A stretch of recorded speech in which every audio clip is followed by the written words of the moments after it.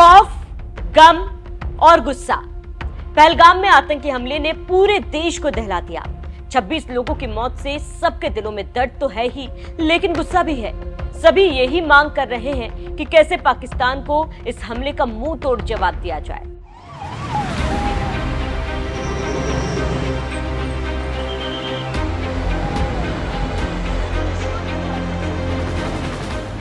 नमस्कार, मैं हूं श्रावणी पटनायक और आप देख रहे हैं एनएमएफ न्यूज।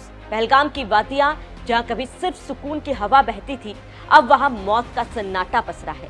26 निर्दोष लोगों की जान चली गई और सिर्फ इसीलिए क्योंकि कुछ कायरों ने बंदूकें उठाई और इंसानियत को गोली मार दी।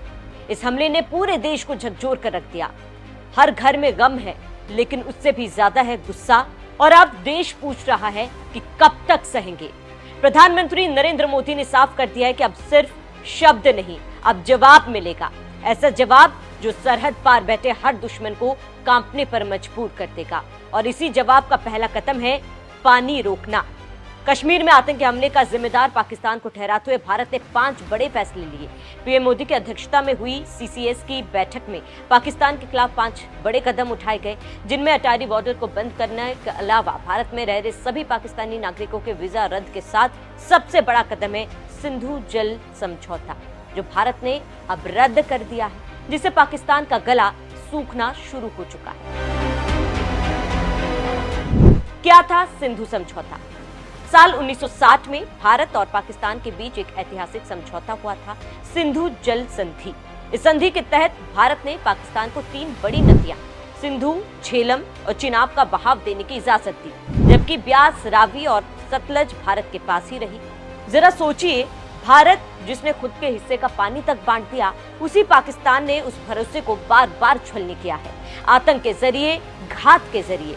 लेकिन अब बस, अब भारत ने फैसला लिया है कि पाकिस्तान को पानी की एक एक बूंद का हिसाब देना होगा।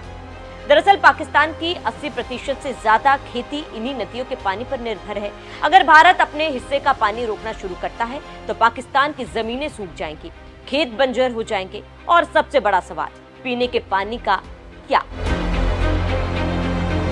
अब वक्त है कि आतंक को हर मोर्चे पर जवाब मिले, सीमा पर भी और कूटनीति में भी। पाकिस्तान को अब समझना होगा और ये सिर्फ शुरुआत है।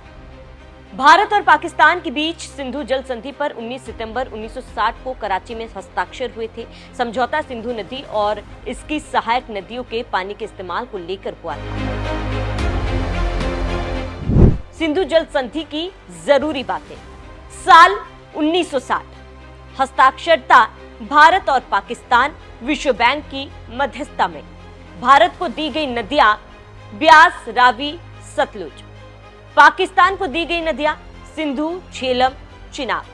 कुल जल प्रभाव लगभग 207 बिलियन क्यूबिक मीटर प्रतिवर्ष। भारत का अधिकार लगभग 20% जल का उपयोग। विश्व बैंक की तरफ से पहल के बाद समझौते करने के लिए भारत पाकिस्तान के बीच अलग अलग स्तर पर 9 साल तक बात चली थी। भारत की तरफ से प्रधानमंत्री जवाहरलाल नेहरू और पाकिस्तान की तरफ से राष्ट्रपति मोहम्मद अयूब खान ने संधि पर हस्ताक्षर किए थे, जिसके बाद समझौता हुआ था। अब पाकिस्तान कैसे इन नदियों पर निर्भर है, जरा वो भी समझते हैं। पाकिस्तान की जल निर्भरता। 80% खेती सिंधु नदी प्रणाली पर निर्भर है। 90% पानी इन्हीं नदियों से आता है। पाकिस्तान में जल संकट पहले से गंभीर है। जल समझौते का मकसद था कि दोनों देशों में जल को लेकर कोई संघर्ष ना हो और खेती करने में बाधा ना आए। हालांकि भारत ने हमेशा इस संधि का सम्मान किया, जबकि पाकिस्तान पर आतंकवाद को समर्थन देने के आरोप लगातार लगते आ रहे हैं। भारत के पाकिस्तान से 3 युद्ध हो चुके हैं, लेकिन भारत ने कभी भी पानी नहीं रोका था। लेकिन पाकिस्तान हर बार भारत में आतंकी हमले के लिए जिम्मेदार होता है। अब ये भी जान लेते हैं कि भारत के इस फैसले का असर पाकिस्तान पर कैसे पड़ेगा। पाकिस्तान पर संभावित प्रभाव। सिंचाई प्रभावित, खासतौर पर पंजाब और सिंध प्रांत फसल उत्पादन में गिरावट, पीने के पानी की किल्लत, बढ़ती आंतरिक अस्थिरता और खाद्य संकट। पाकिस्तान का कृषि क्षेत्र सिंचाई के लिए सिंधु नदी और उसकी पश्चिमी सहायक नदियों पर बहुत ज्यादा निर्भर है, जो संधि के तहत पाकिस्तान को आवंटित की गई। निलंबन से भारत को इन नदियों के प्रभाव को कंट्रोल करने की ताकत मिल सकती है। इससे पाकिस्तान में सिंचाई के लिए उपलब्ध पानी में काफी कमी आ सकती है। पाकिस्तान की अमूमन आबादी इन 3 नदियों पर निर्भर है। अब पानी रोक देने से पाकिस्तान में जल संकट बढ़ सकता है। इससे पाकिस्तान के आर्थिक और औद्योगिक गतिविधियों पर भी असर पड़ सकता है। भारत की तरफ से पाकिस्तान के खिलाफ लिए गए 5 बड़े फैसलों में से एक सिंधु जल संधि को बंद करना पाकिस्तान के खिलाफ की कार्रवाई महज एक शुरुआत है, क्योंकि भारत अपना बदला लेकर रहेगा और खून की बूंद बूंद का हिसाब पानी की बूंद बूंद से लिया जाएगा।